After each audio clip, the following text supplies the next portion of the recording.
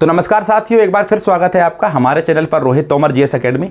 आज बायोलॉजी की दूसरी क्लास है और आज दूसरी क्लास में हम जानेंगे कोशिका के बारे में। कल की पहली क्लास में हमने जाना कि कोशिका किस प्रकार से बनी, किस प्रकार कोशिका की खोज हुई और नई कोशिका, पुरानी कोशिका क्या होती है, रॉबर्ट हुक कौन थे और ल्यूवेनहॉक कौन थे। तो दोस्तों आज जो दूसरी क्लास है, आज हम कोशिका को पढ़ने वाले हैं और आइए हम कोशिका को जानने की कोशिश करते हैं कि भाई कोशिका जो है, सेल जो है, सबसे पहले बताइए मुझे सेल के बारे में किसने बताया था। तो सेल के बारे में हमने जाना था कि रॉबर्ट हुक ने बताया था और सेल कोशिका, जीवित कोशिका की खोज की थी ल्यूवेनहॉक ने। हमारे शरीर की सबसे बड़ी कोशिका न्यूरॉन और सबसे छोटी कोशिका है यह आरबीसी है। तो ये सारी चीज़ों को हमने पिछली क्लास में पढ़ चुके हैं। आज हमारा दूसरा लेक्चर है। चलिए सेल के बारे में हम पढ़ते हैं। तो क्या होती है भाई, सेल कितने प्रकार की होती है, कोशिका कितने प्रकार की होती है। दोस्तों याद रखना, कोशिका जो होती है इसकी संख्या होती है 2। कोशिका कितने प्रकार की होती है बेटा, कोशिका 2 प्रकार की होती है। यहां ध्यान रखना, किसके आधार पर अगर देखें तो संख्या के आधार पर अगर देखें तो संख्या के आधार पर अगर देखें तो 2 प्रकार की कोशिका होती है। एक वो कोशिका जो एक कोशिकीय जीवों के अंदर पाई जाती है, जो यूनिसेल्यूलर जीवों के अंदर पाई जाती है, और एक वो कोशिका जो बहुकोशिकीय जीवों के अंदर पाई जाती है, मल्टीसेल्यूलर। तो हम बात करें एक कोशिकीय जीव, हम बात करें एक कोशिकीय जीव और दूसरी होती है भाई, दूसरी होती है बहुकोशिकीय जीव। तो एक ऐसी कोशिका जो एक कोशिकीय जीवों के अंदर होगी और एक ऐसी कोशिका जो बहुकोशिकीय जीवों के अंदर होगी। चलिए, तो एक कोशिकीय जीवों के अंदर जो कोशिका होती है और बहुकोशिकीय जीवों के अंदर जो कोशिका होती है, तो एक कोशिकीय और बहुकोशिकीय। तो एक कोशिकीय जीवों के एग्जाम्पल है अमीबा, यूग्लिना, पैरामीशियम और जीवाणु। अमीबा, यूग्लिना, पैरामीशियम और जीवाणु, ये एक कोशिकीय जीव हैं। इनके अंदर एक ही कोशिका पाई जाती है। तो केवल 4 नाम, एक ऐसे नाम है ये 4 कि आपको ग्रुप डी जैसे पेपर में बहुत ज़्यादा काम आने वाले हैं। अमीबा, पैरामीशियम, यूग्लिना और बैक्टीरिया या जीवाणु, ये 4 नाम फिर से बोल रहा हूं, अमीबा, पैरामीशियम, यूग्लिना और जीवाणु। चित्र ये लिए है आपके सामने, अमीबा, यूग्लिना, पैरामीशियम और जीवाणु। ये 4 ऐसे जीव हैं जिनके अंदर केवल एक कोशिका होती है। बाकी इन्हें अगर छोड़ दिया जाए तो जितने भी जीव हों, हम हों, पादप हो, पेड़ पौधे, जंतु, कुछ भी, कोई भी जीव हो, उनके अंदर बहुत सारी कोशिकाएं होती हैं। लेकिन ये 4-5 जीव जो होते हैं, इनके अंदर केवल एक सेल्स होती है, एक ही कोशिका होती है। बस आपको इतना ध्यान रखना है। अब बात करें भैया बहुकोशिकीय जीव कौन, तो इनको छोड़कर बाकी जो बचे वो सब बहुकोशिकीय जीव होते हैं। ठीक है, तो हमने क्या बोला, अमीबा, पैरामीशियम, यूग्लिना, प्रोटोजोआ या जीवाणु। ये जो 4-5 जीव है, अमीबा, पैरामीशियम, यूग्लिना, प्रोटोजोआ और जीवाणु, बैक्टीरिया, ये बैक्टीरिया है। तो इनको छोड़कर बाकी सभी जीव बहुकोशिकीय होते हैं। तो समझ में आ गया भाई कि संख्या के आधार पर कोशिका 2 प्रकार की होती है, एक कोशिकीय, बहुकोशिकीय, यूनिसेल्यूलर, मल्टीसेल्यूलर। अब हम बात करेंगे कि भाई संख्या के आधार पर 2 प्रकार की होती है, लेकिन भैया अगर आपसे पूछा जाए कि केंद्रक के आधार पर कितने प्रकार की होती है कोशिका, तो ध्यान रखिएगा मेरे भाई, केंद्रक के आधार पर भी कोशिका के 2 प्रकार होते हैं। एक होता है मेरे भाई प्रोकैरियोटिक सेल्स और दूसरी कोशिकाएं होती हैं यूकैरियोटिक सेल्स। हिंदी मीडियम वाले बच्चे ये ना सोचे कि भाई पूरा इंग्लिश में पढ़ा रहे हैं, हिंदी में इंग्लिश में सब एक ही नाम है। बायोलॉजी में कोई हिंदी कोई इंग्लिश नहीं चलता है। ठीक है, तो प्रोकैरियोटिक और यूकैरियोटिक। प्रोकैरियोटिक को सबसे पहले पढ़ना चालू करते हैं भाई। जो प्रोकैरियोटिक होता है, हिंदी में ले लेते हैं कि भाई जो प्रोकैरियोटिक होता है, इसका मतलब क्या होता है। तो प्रो का मतलब होता है दोस्तों पुराना और कैरियोटिक का मतलब होता है केंद्रक। तो ऐसी कोशिकाएं जिनके अंदर पुराना केंद्रक हो उन्हें प्रोकैरियोटिक सेल्स बोलते हैं।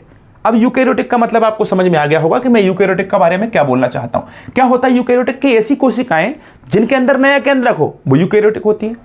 प्रोकैरियोटिक मतलब पुराना केंद्रक, यूकैरियोटिक मतलब नया केंद्रक। इतनी बात आपको समझ में आ गई होगी। चलिए, तो अब हम बात करने वाले हैं सबसे पहले किसके बारे में कि भाई प्रोकैरियोटिक सेल्स क्या होती हैं। एक बार फिर बता रहे हैं, कोशिका संख्या के आधार पर 2, एक कोशिकीय, बहुकोशिकीय, कोशिका केंद्रक के आधार पर भी 2 प्रकार की, प्रोकैरियोटिक, यूकैरियोटिक। चलिए, तो आगे हम देखेंगे कि भाई प्रोकैरियोटिक कौन होती है, प्रोकैरियोटिक सेल्स किस प्रकार काम करती हैं, कैसा इनका व्यवहार होता है। सबसे पहले हम पढ़ेंगे प्रोकैरियोटिक सेल्स या प्रोकैरियोटिक कोशिका। इनके बारे में जरा ध्यान से समझिएगा, क्वेश्चन बहुत पूछा जाता है और बहुत जरूरी जबरदस्त टॉपिक है। बायोलॉजी का सबसे बड़ा टॉपिक आप बोल सकते हैं कि ये कोशिका है। सबसे बड़ा टॉपिक कोशिका है बायोलॉजी का। तो प्रोकैरियोटिक सेल्स क्या होती हैं। प्रोकैरियोटिक सेल्स के बारे में सुनिए कि पहले सेल्स के बारे में मैं आपको बता देता हूं। कोशिका क्या होती है। कोशिका जैसे मान लीजिए ये मेरे शरीर की कोशिका है या ये किसी भी जंतु के शरीर की कोशिका, क्या हुआ, तो ये किसी भी जंतु के शरीर की कोशिका है। अब किसी भी कोशिका के बीच में या बीच वाले भाग में केंद्रक होता है दोस्तों, ये बात ध्यान से समझ लेना कि किसी भी कोशिका के बीच में केंद्रक होता है। ठीक है, आगे चल के हम पूरा चित्र सहित आपको बताने वाले हैं, लेकिन फिलहाल आप इतना समझ लीजिए, मैं आपको डायग्राम भी बताऊंगा आगे चल के। तो ये जो कोशिका है इसके बीच वाला भाग केंद्रक होता है। हमारा शरीर, जंतु का शरीर, कोई किसी भी जीव का शरीर कोशिका से बनता है, सेल से बनता है, और हर सेल के बीच में केंद्रक होता है। और आगे सुनिए बात को कि जो केंद्रक होता है मेरे भाई, इसमें दो चीजें होती हैं, या तो केंद्रक अकेला रहेगा या इस केंद्रक के बाहर केंद्रक झिल्ली होगी। अब झिल्ली क्या होती है? झिल्ली को हम बोलते हैं मेम्ब्रेन। क्या होती है झिल्ली? किसी भी चीज की रक्षा करने के लिए बाहर का जो कवच होता है उसी को हम यहां पर कोशिका की झिल्ली या केंद्रक की झिल्ली, या बायोलॉजी की भाषा में झिल्ली शब्द बोलते हैं, मेम्ब्रेन बोलते हैं।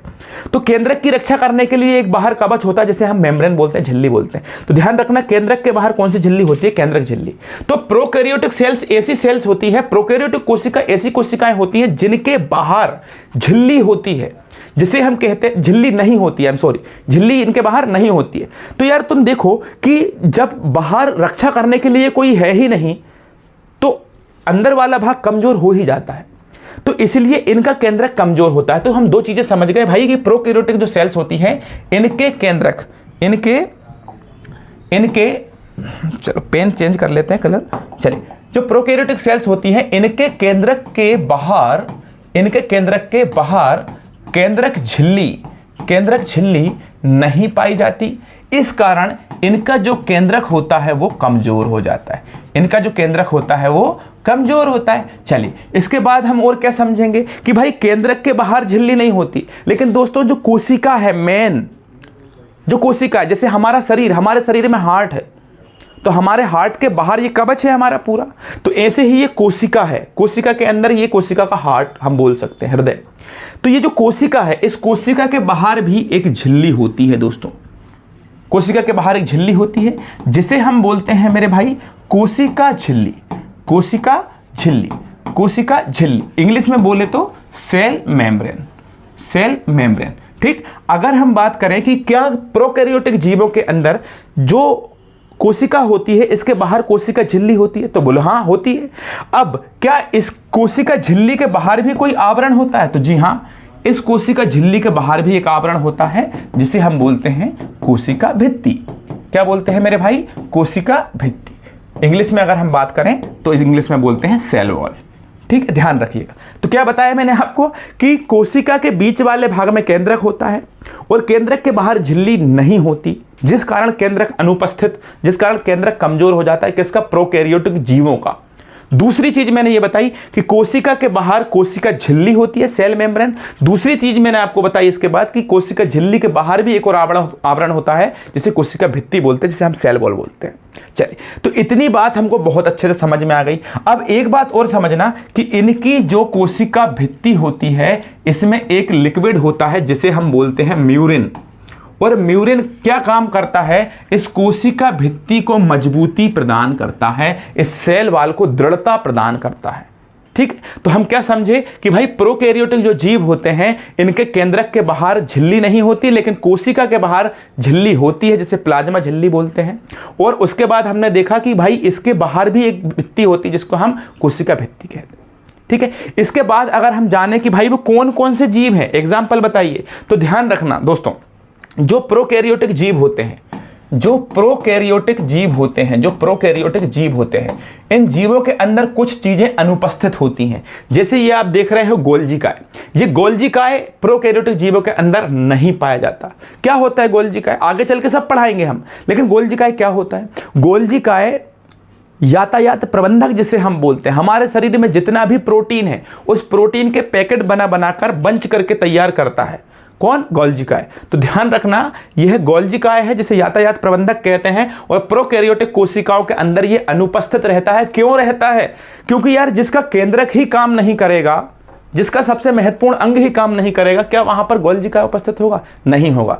और अगर मेरी बातें नहीं समझ में आ रही तो रट लो, क्योंकि पेपर में तो आएगा भाई। दूसरी चीज, इसमें माइटोकॉन्ड्रिया भी उपस्थित नहीं होता है। किसमें माइटोकॉन्ड्रिया उपस्थित नहीं होता? प्रोकैरियोटिक जीवों में। क्या पढ़ा? गोल्जी काय अनुपस्थित, माइटोकॉन्ड्रिया अनुपस्थित। उसके बाद ये अंतःद्रव्य जालिका जिसे एंडोप्लाज्मिक रेटिकुलम बोलते हैं इंग्लिश में, ये भी अनुपस्थित। उसके बाद हम बात करें भाई साहब, ये लाइसोसोम होता है, तो लाइसोसोम भी अनुपस्थित। तो ध्यान रखना कि प्रोकैरियोटिक के जीवों, जो प्रोकैरियोटिक जीव होते हैं, इनके अंदर सारी चीजें अनुपस्थित होती हैं। क्या क्या अनुपस्थित होता है कि भैया देखो गोल्जी का अनुपस्थित, माइटोकॉन्ड्रिया अनुपस्थित, लाइसोसोम अनुपस्थित, इसके बाद हम बात करें अंतःद्रव्य जालिका, एंडोप्लाज्मिक रेटिकुलम अनुपस्थित, कुछ भी इनके अंदर उपस्थित नहीं होता है। चलिए अब इसके अंदर एक बात ध्यान से सुन लीजिएगा कि मीसोसोम्स पाए जाते हैं। प्रोकैरियोटिक सेल्स जो होती हैं इनके अंदर मीसोसोम्स पाए जाते हैं। और मीसोसोम्स क्या होते हैं मेरे भाई? मीसोसोम्स इन कोशिकाओं की जो भित्ति होती है, मैंने पढ़ाया 2 सेकंड पहले ही पढ़ाया है कि कोशिका के बीच में केंद्रक, और कोशिका के बाहर कोशिका झिल्ली, कोशिका झिल्ली के बाहर कोशिका भित्ति। तो ये जो कोशिका भित्ति होती है जिसको हमने सेल वॉल बोला है, ये सेल वॉल को बनाने का काम कौन करता है? मीसोसोम्स। क्या करता है? मीसोसोम्स काम करता है। पानी मिलेगा क्या यार? पानी पीते हो?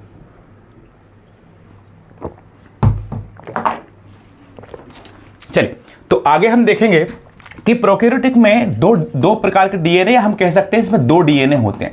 कितने डीएनए होते हैं? इसमें 2 डीएनए होते हैं, ध्यान रखना, जिन्हें हम कहते हैं न्यूक्लियोइड, जिन्हें हम कहते हैं न्यूक्लियोइड या न्यूक्लियोइड। तो ध्यान रखना प्रोकैरियोटिक जो जीव होते हैं इसमें 2 डीएनए होते हैं जिन्हें हम न्यूक्लियोइड कहते हैं। ठीक, आगे अगर हम बात करें मेरे भाई,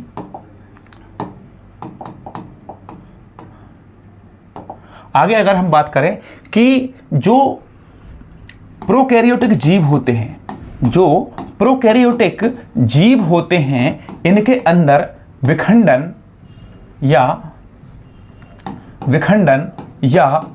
मुकुलन के द्वारा, विखंडन या मुकुलन के द्वारा विभाजन होता है। क्या होता है दोस्तों?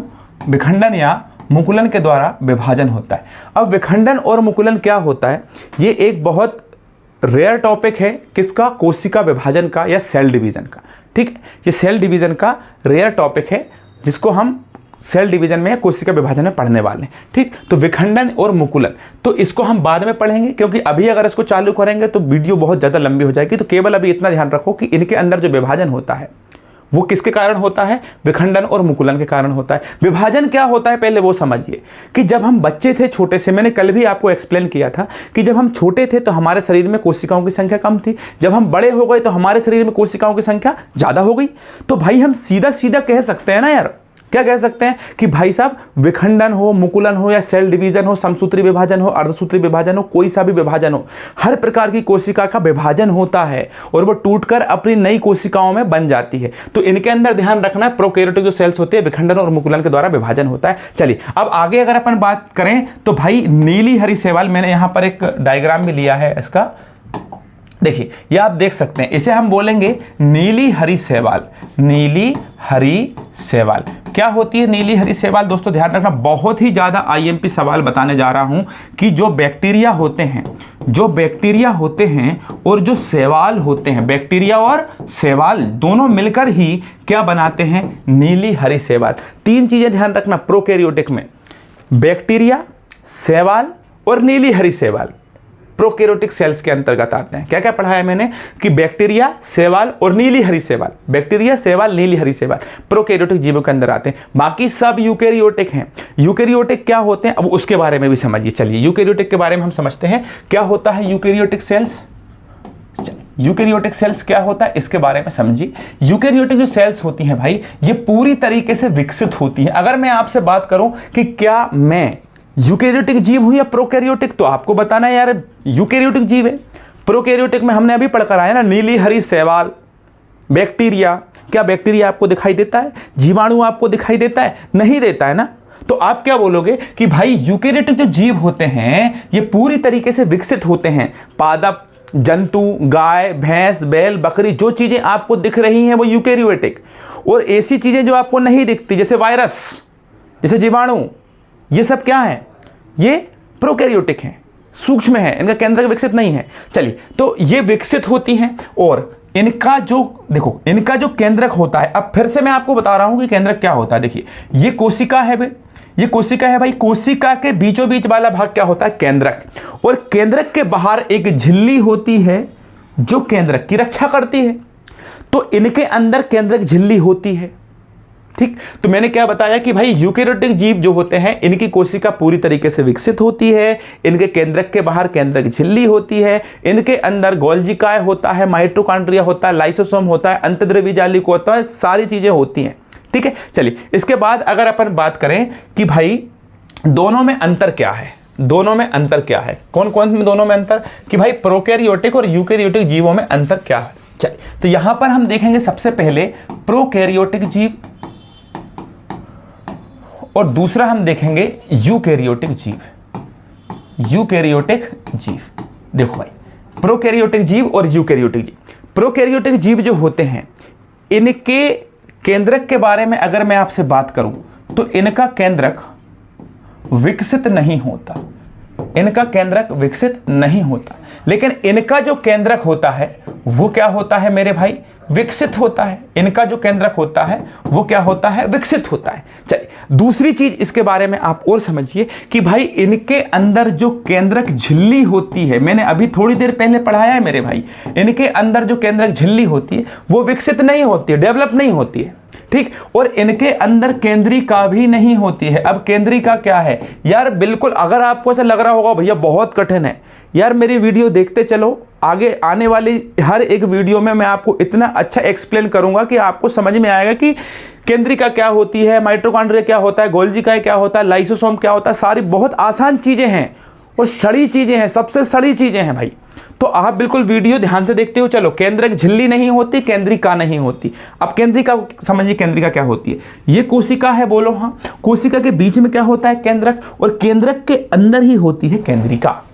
ठीक, तो इनके अंदर ना तो केंद्रिका होती है और ना ही इनके अंदर केंद्रक के बाहर केंद्रक झिल्ली होती, लेकिन इसमें तो दोनों होते हैं, तो यहां पर दोनों होते हैं, तो इस तरह से अपन निशान लगा सकते हैं। चलिए अब यहां पर मैंने आपको बताया था कि भाई इसके अंदर माइटोकॉन्ड्रिया नहीं होता, गोल्जी काय नहीं होता, अंतःद्रव्यीय जालिका जैसे एंडोप्लाज्मिक रेटिकुलम बोला ये नहीं होती। इसके बाद मैंने आपको क्या बताया, लाइसोसोम नहीं होता, लेकिन इसके अंदर तो सब होता है, इसके अंदर तो सब होता है। इसके बाद आगे और चलेंगे भाई कि इसमें श्वसन कहां होता है भाई, तो इसमें श्वसन होता है प्लाज्मा झिल्ली में या प्लाज्मा मेम्ब्रेन में, लेकिन इसमें श्वसन कहां होता है, इसमें श्वसन होता है माइटोकॉन्ड्रिया में, ध्यान रखना, जिसे हम पावर हाउस कहते हैं, जिसमें 34 एटीपी ऊर्जा बनती है। ठीक, एटीपी का फुल फॉर्म एडिनोसिन ट्राइफॉस्फेट होता है। ठीक है, चलिए इसके बाद इसमें समसूत्री विभाजन नहीं होता मेरे भाई। अब देखो सर, थोड़ी देर पहले तुमने विभाजन पढ़ाया था, विखंडन और मुकुलन, लेकिन अब समसूत्री विभाजन पढ़ा रहे हो, तो बेटा कोशिका विभाजन जब मैं पढ़ाऊंगा सेल डिवीजन तो उसमें हर प्रकार का विभाजन पढ़ा दूंगा, चिंता नहीं करना, केवल ध्यान रखो समसूत्री विभाजन इसमें नहीं होता, लेकिन इसमें समसूत्री विभाजन होता है। और क्या बात करें, और इसमें राइबोसोम इसमें किस प्रकार का होता है, राइबोसोम इसमें 70S प्रकार का होता है। राइबोसोम दो प्रकार का होता है बेटा, ध्यान रखना, 70S और 80S। तो राइबोसोम इसमें 70S प्रकार का होता है, लेकिन इसमें 80S प्रकार का होता है, ये ध्यान रखना। और क्या बताएं, और देखो इसमें रिक्तिका नहीं पाई जाती, इसमें रिक्तिका पाई जाती है। अब भैया रिक्तिका क्या होती है इसके बारे में भी बता दो। रिक्तिका मनुष्य की कोशिका में खाली जगह में पड़ी हुई एक ऐसी छोटी सी संरचना है जिसमें मनुष्य का दाना पानी कह सकते हैं, जैसे ग्लूकोज हो गया, वाटर हो गया, ये सेव रहता है। और जैसे ही रिक्तिका का स्थान या रिक्तिका के अंदर जो कह सकते हैं स्टोरेज खत्म होता है, इंसान की मौत हो जाती है। तो हमारे शरीर की कोशिकाओं के अंदर हम बोल सकते हैं कि रिक्तिका एक ऐसा संरचना, ऐसा अंग है कोशिका के अंदर कि इसके अंदर दाना पानी मतलब ग्लूकोज और वाटर इकट्ठा रहता है। चलिए अब हम बात करेंगे काय के बारे में, प्लाज्मा झिल्ली के बारे में। चलिए तो प्लाज्मा झिल्ली, ये सब सारी चीजें छोड़ो, सबसे पहले मैं आपको पढ़ाऊंगा कोशिकांग क्या होते हैं। कोशिकांग क्या होते हैं, है ना, कोशिकांग क्या होते हैं। देखिए ये किसी भी व्यक्ति के शरीर की कोशिका मान लीजिए, किसी भी जीव के शरीर की कोशिका मान लीजिए, तो ये कोशिका के बीचों बीच वाले भाग में क्या होता है, केंद्रक होता है। अब केंद्रक के बाहर माइटोकॉन्ड्रिया होगा, गोल्जी काय होगा, अंतःद्रव्यीय जालिका होगी, लाइसोसोम होगा, उसके अलावा और भी राइबोसोम होगा, उसके अलावा बहुत सारी चीजें होती हैं। ये केंद्रक है, केंद्रक के अंदर केंद्रिका होती है। ठीक है, तो हमारी कोशिका के अंदर केंद्रक होता है और केंद्रक के बाहर मतलब कोशिका और केंद्रक के बीच में बहुत सारे अंग होते हैं जिन्हें हम कोशिका अंग कहते हैं। ठीक है, ध्यान रखना, सेल ऑर्गन, क्या बोल सकते हैं भाई, सेल ऑर्गन। ठीक है, सेल ऑर्गन। ठीक है, चलिए अब यहां पर हम आगे चलेंगे और जानेंगे कि भाई सेल ऑर्गन कौन कौन से होते हैं, किस प्रकार के होते हैं। सबसे पहले मैं आपको यह बताऊंगा कि भाई जो सेल होती है, जो कोशिका होती है, मान लीजिए ये कोशिका है, तो इस कोशिका के बीचों बीच वाले भाग में केंद्रक होता है। मैं इतनी बार रिपीट करूंगा चीजों को जब तक आपको याद ना हो जाए। कोशिका के बीच वाले भाग में क्या होता है, केंद्रक, और आपको पता चल गया होगा कि केंद्रक के अंदर भी एक चीज होती है जिसे हम बोलते हैं केंद्रिका। ठीक है, लेकिन कोशिका के बाहर मैंने तुम्हें पढ़ाया था थोड़ी देर पहले कि कोशिका के बाहर एक झिल्ली होती है जिसे कोशिका झिल्ली कहते हैं, और कोशिका झिल्ली के बाहर एक भित्ति होती है जिसे हम कोशिका भित्ति कहते हैं। ठीक है, तो चलिए यहां पर एक चीज समझने की कोशिश कीजिए कि ये कोशिका है, कोशिका के बाहर एक झिल्ली है मेरे भाई जिसे हम बोलते हैं कोशिका झिल्ली, और कोशिका झिल्ली के बाहर एक और लेयर होती है जिसको हम बोलते हैं कोशिका भित्ति। क्या बोलते हैं मेरे भाई, कोशिका भित्ति बोलते हैं। चलिए अब दोनों को पढ़ते हैं, शुरुआत से चालू करते हैं। सबसे पहले पढ़ते हैं कोशिका झिल्ली। ठीक है, चलिए तो सबसे पहले हम कोशिका झिल्ली के बारे में पढ़ते हैं। ठीक, यह है कोशिका झिल्ली। चलिए कोशिका झिल्ली, तो यहां पर मैं लिख रहा हूं, पहला कोशिका अंग है आपका कोशिका झिल्ली। कोशिका झिल्ली, कोशिका झिल्ली को हम इंग्लिश में कहते हैं सेल मेम्ब्रेन। ठीक है, जनरली कुछ वैज्ञानिकों ने यह बोला कि सेल मेम्ब्रेन या प्लाज्मा लेमा या कोशिका झिल्ली, सेल मेम्ब्रेन या प्लाज्मा, या इसको हम प्लाज्मा झिल्ली भी बोल सकते हैं, प्लाज्मा झिल्ली। ये कुछ वैज्ञानिकों को कहना है कि अलग अलग होती है, कुछ वैज्ञानिकों को कहना है कि एक ही होती है। अगर मैं आपसे बात करूं, आपके क्वेश्चन पूछा जाए तो जब पादपों की बात हो तो पादपों में दोनों होती हैं। पादपों में बाहर की तरफ होती है कोशिका झिल्ली, ध्यान रखना मेरे भाई, कोशिका झिल्ली। क्या बोलेंगे इंग्लिश में हम इसको, कोशिका झिल्ली को सेल मेम्ब्रेन। लेकिन पादप में अंदर की तरफ जो होती है, बाहर की तरफ कोशिका झिल्ली, अंदर की तरफ प्लाज्मा झिल्ली, प्लाज्मा झिल्ली या प्लाज्मा मेम्ब्रेन आप बोल सकते हो। ठीक, तो ये तो मैंने पढ़ा दिया आपको कोशिका झिल्ली के नाम। अब काम क्या करती है ये देखिए। देखो भाई, आपने कभी रोटी बनते हुई देखी होंगी, रोटी बनाने से पहले आटे को छाना जाता है। तो आटा छानने के लिए जो छलनी होती है, उस छलनी के ऊपर जब आटे को रख के हम छालते हैं तो अच्छा वाला आटा नीचे गिर जाता है, और जो थोड़ा बड़ा आटे के कुछ अणु होते हैं, जो कुछ कचरा होता है, वो बाहर रुक जाता है। सेम प्रोसेस इसके साथ होती है कोशिका झिल्ली, प्लाज्मा मेम्ब्रेन या सेल मेम्ब्रेन के साथ में। ठीक, क्या करती है ये कि भाई कोशिका जो झिल्ली होती है, कोशिका जो झिल्ली होती है, इसके साथ कहानी ये होती है कि यह बहुत सारे छिद्रों के साथ बनी हुई होती है। मतलब इसमें बहुत सारे छिद्र होते हैं, बहुत सारे इसके अंदर होल होते हैं, बहुत सारे छिद्र होते हैं।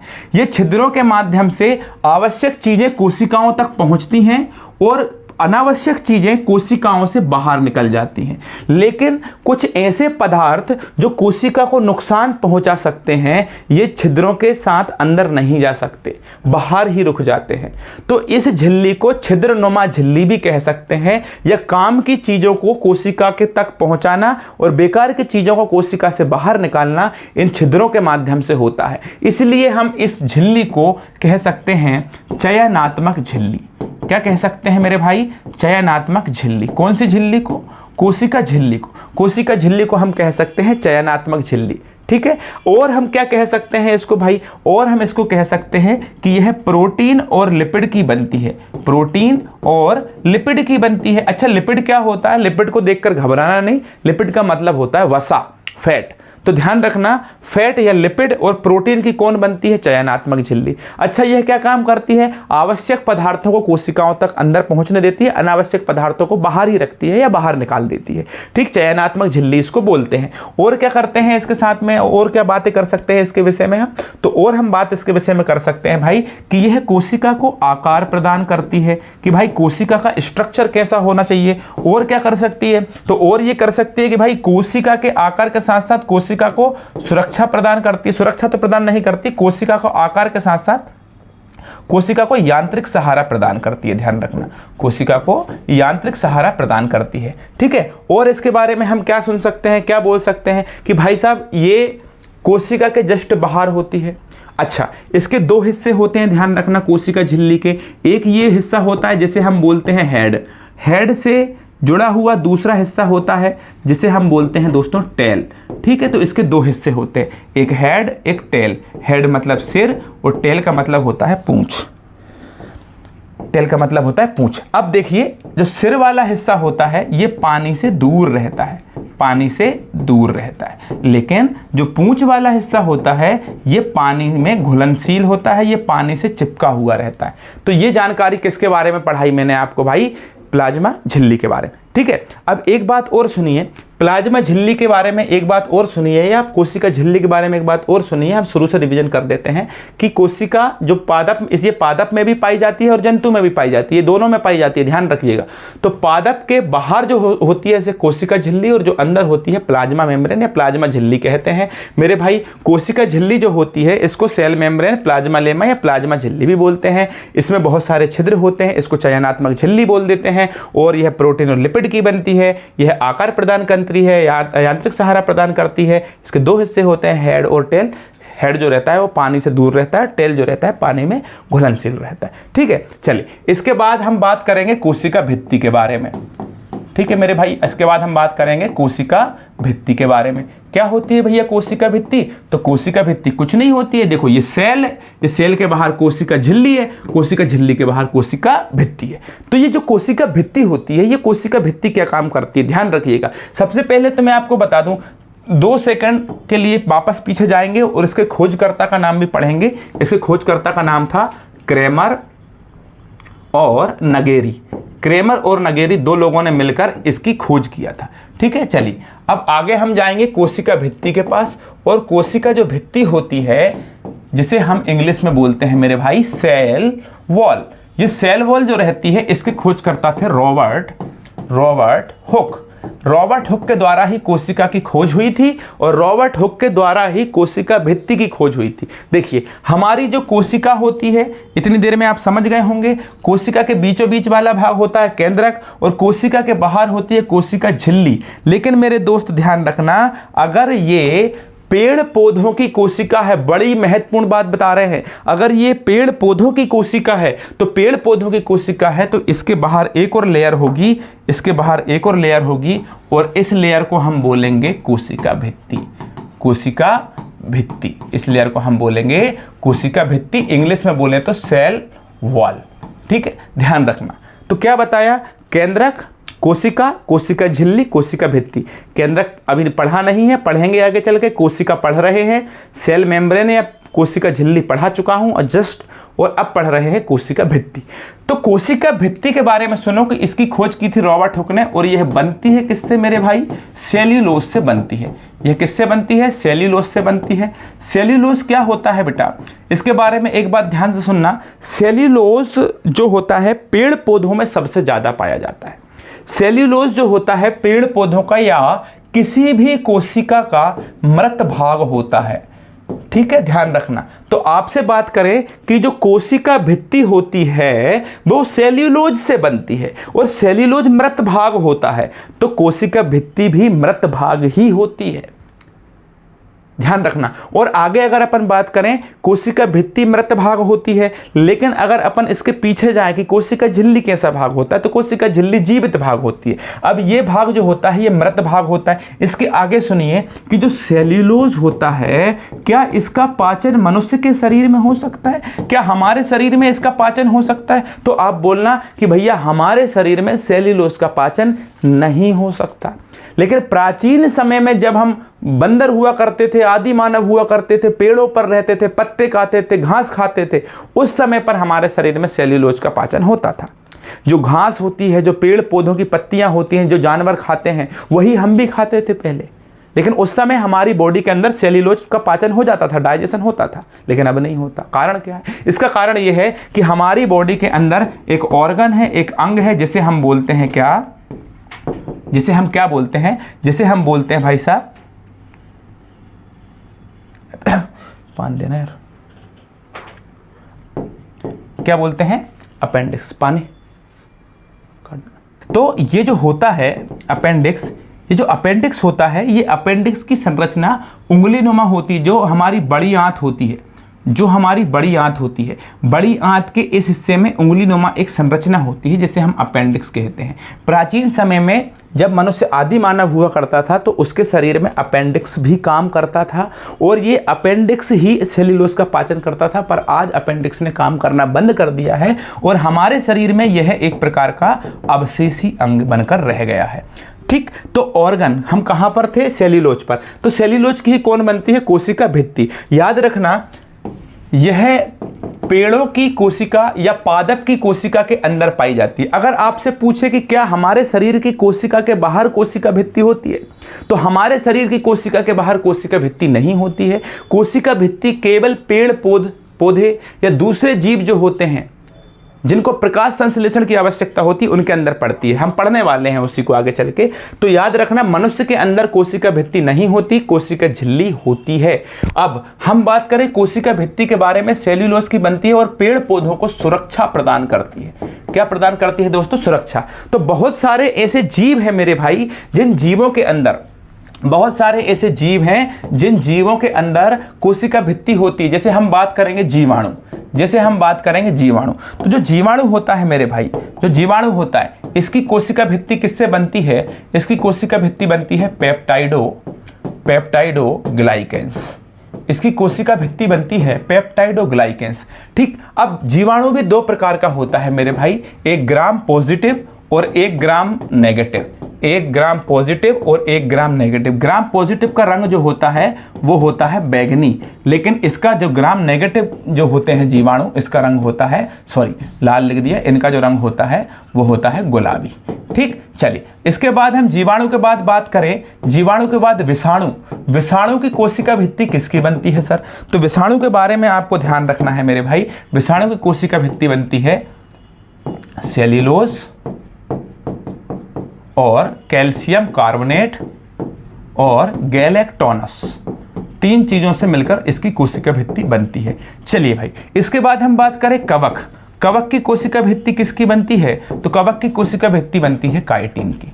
इसके बाद हम बात करें मेरे भाई, इसके बाद अगर हम बात करें कि भाई कवक के बाद पेड़ पौधे की कोशिका भित्ति किसकी बनती है, तो आपको बताना है कि पेड़ पौधे की कोशिका भित्ति बनती है मेरे भाई सेल्यूलोज। ठीक है, तो मेरे ख्याल से इतनी जानकारी कोशिका भित्ति के बारे में सफिशिएंट होगी। अब हम अगले अंग के बारे में बात करते हैं, माइटोकॉन्ड्रिया।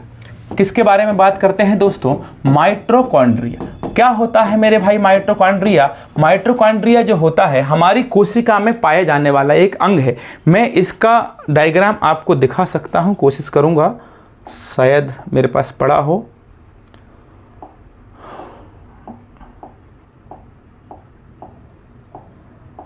ये रहा। ठीक है,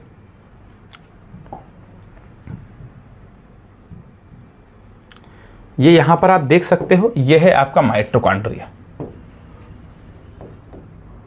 ठीक है, दिख रहा है क्या कैमरे में साफ साफ? यार ये सब क्या हो रहा है?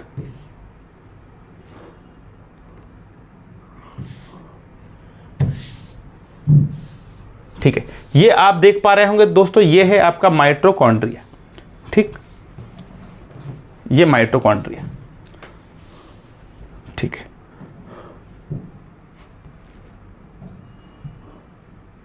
इसको हटा देते हैं और इसको भी हटा देते हैं। ठीक, तो ये जो आप देख रहे होंगे ये माइटोकॉन्ड्रिया है मेरे भाई। और ये जो माइटोकॉन्ड्रिया है, इसके हम बात करें कि ये उंगली नुमा संरचना के आकार का होता है आपकी कोशिका के अंदर, और इस उंगली नुमा संरचना के इस आकार को हम क्रिस्टी कहते हैं। क्या कहते हैं मेरे भाई? क्रिस्टी। ध्यान रखना, माइटोकॉन्ड्रिया का उंगली नुमा जो संरचना है इसे हम क्रिस्टी कहते हैं। और माइटोकॉन्ड्रिया के अंदर एक लिक्विड पाया जाता है जो आप ब्लू ब्लू देख रहे होंगे, इस लिक्विड को हम बोलते हैं मेरे भाई मैट्रिक्स। क्या बोलते हैं? मैट्रिक्स बोलते हैं। ठीक है, ध्यान रखिए। तो ये है आपका माइटोकॉन्ड्रिया। माइटोकॉन्ड्रिया इस प्रकार का दिखता है। चलिए, माइटोकॉन्ड्रिया को हम पढ़ रहे थे तो यहाँ एक बार जल्दी से देख लेते हैं माइटोकॉन्ड्रिया क्या होता है भैया। देखो, माइटोकॉन्ड्रिया की जो खोज हुई थी ये किसने की थी? अल्टमैन नामक वैज्ञानिक ने। माइटोकॉन्ड्रिया की खोज की थी अल्टमैन नामक वैज्ञानिक ने, और अल्टमैन ने इसका उस समय नाम दिया था मेरे भाई बायोप्लास्ट। बायोप्लास्ट इसका नाम दिया था। और माइटोकॉन्ड्रिया के बारे में हम अगली चर्चा अगर करें तो जो माइटोकॉन्ड्रिया होता है इसका नाम आगे चल के देते हैं बेंडा और इसका नाम क्या देते हैं, माइटोकॉन्ड्रिया। ठीक, तो ध्यान रखना माइटोकॉन्ड्रिया की खोज की थी अल्टमैन ने, लेकिन इनने उस समय नाम बायोप्लास्ट दिया था। वर्तमान में हम माइटोकॉन्ड्रिया जो नाम बोलते हैं ये नाम दिया गया है बेंडा के द्वारा। माइटोकॉन्ड्रिया की जो संरचना होती है उंगली नुमा होती है, ध्यान रखिएगा, और इसमें जो उभार होता है उस उभार को क्या कहते हैं मेरे भाई, तो उसे कहते हैं क्रिस्टी। लेकिन इसके अंदर जो लिक्विड होता है, द्रव होता है, उसे कहते हैं मैट्रिक्स। और ध्यान रखना माइटोकॉन्ड्रिया को हम कोशिका का पावर हाउस कहते हैं। माइटोकॉन्ड्रिया को हम कोशिका का पावर हाउस कहते हैं या ऊर्जा घर कहते हैं। क्यों कहते हैं, क्योंकि भाई 1 ग्राम जब ग्लूकोज को जलाया जाता है या दहन होता है बॉडी के अंदर तो 36 एटीपी एनर्जी बनती है, जिसमें 34 एटीपी एनर्जी जो होती है मेरे भाई ये किसके अंदर बनती है, माइटोकॉन्ड्रिया के अंदर बनती है। अब यहाँ पर आप बोलेंगे भैया कि एटीपी क्या होता है, तो एटीपी का फुल फॉर्म होता है एडिनोसिन ट्राइफॉस्फेट। क्या होता है, एडिनोसिन ट्राइफॉस्फेट। किसका नाम होता है, एडिनोसिन ट्राइफॉस्फेट, एटीपी का नाम होता है। ध्यान रखिएगा, माइटोकॉन्ड्रिया के बारे में पढ़ रहे हैं। और माइटोकॉन्ड्रिया के बारे में एक बात और सुनना कि इसका खुद का डीएनए होता है, खुद का आरएनए होता है और इसके पास खुद का राइबोसोम भी होता है, ध्यान रखिएगा। ठीक है, तो याद रखना क्वेश्चन आपसे पूछेंगे कि कोशिका में केंद्रक के अलावा और कहाँ डीएनए पाया जाता है, तो आप क्या बताएंगे, किसके अंदर पाया जाता है, माइटोकॉन्ड्रिया का खुद का डीएनए होता है। अब आपसे बात करें कि एक मेब्स नाम के वैज्ञानिक थे, इन्होंने सबसे पहले माइटोकॉन्ड्रिया को जो खोजा था ये पादप की कोशिकाओं में खोजा था।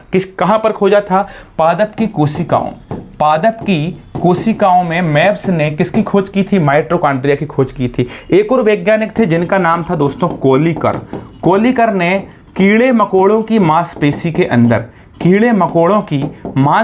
के अंदर माइटोकॉन्ड्रिया की खोज की थी। किसने, कोलिकर ने।